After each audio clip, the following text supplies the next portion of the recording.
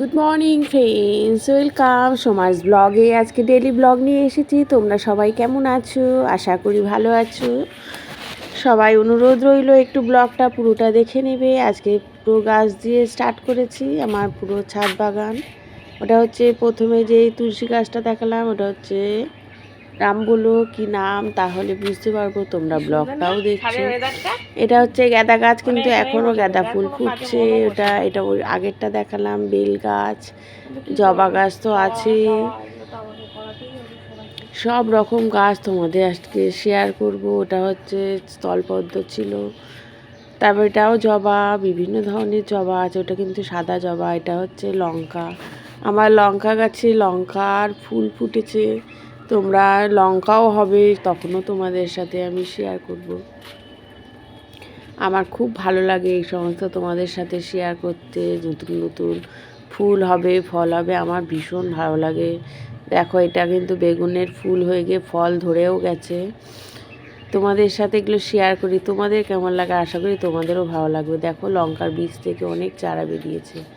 এখানে লাগিয়েছি, দেখো এখানে লাগিয়েছি, এগুলোর থেকেও লঙ্কা হবে।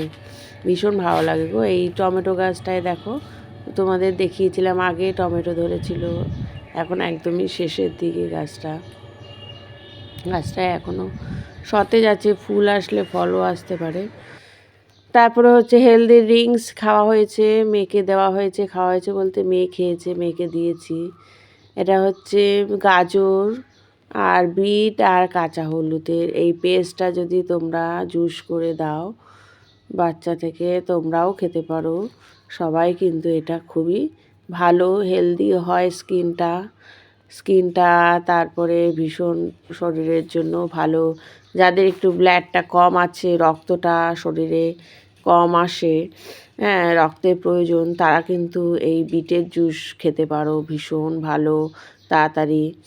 আবার রক্তের জন্য কিন্তু আরেকটা জিনিসও খেতে পারো, কুলেখাড়া পাতা, ভীষণ ভালো। এটা হচ্ছে পাতার রস করে খাবে।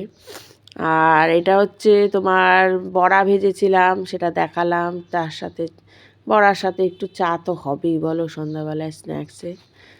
এটা সবারই একমত। আমরা একটু চা খাই, আমরা দুধ চা খাই না। এটা কিন্তু দারুণ টেস্ট হয়েছিল। এই রেসিপিগুলো কিন্তু তোমরা যদি চাও অবশ্যই দেবো। এই সমস্ত বড়ার রেসিপিগুলো বা কিছু রান্নার রেসিপি যদি তোমরা চাও অবশ্যই দেবো। আমার তো ভালোই লাগে দিতে। তোমরা যদি দেখতে চাও খেতে, বা এই দেখো কত ক্রিস্পিও হয়েছে আর দারুণ স্বাদের হয়েছিল। এটা কী দিয়ে হয়েছিল সেটা তোমাদের আর শেয়ার করছি না, কেননা তোমরা যদি চাও রেসিপিগুলো তাহলেই আমি দেব। আর তোমরা সবাই ব্লগগুলো দেখে একটু কমেন্ট করো কেমন লাগছে, আর একটু বেল আইকনটা প্রেস করো নতুন বন্ধুরা। আর এটা হচ্ছে তরমুজ। এখন তো এই গরম পড়লো, এবার শুরু হলো তরমুজ খাওয়া। সবারই ভালো লাগে, দেখো কালারটাই দেখলেই মনে হয় খেয়ে নিই।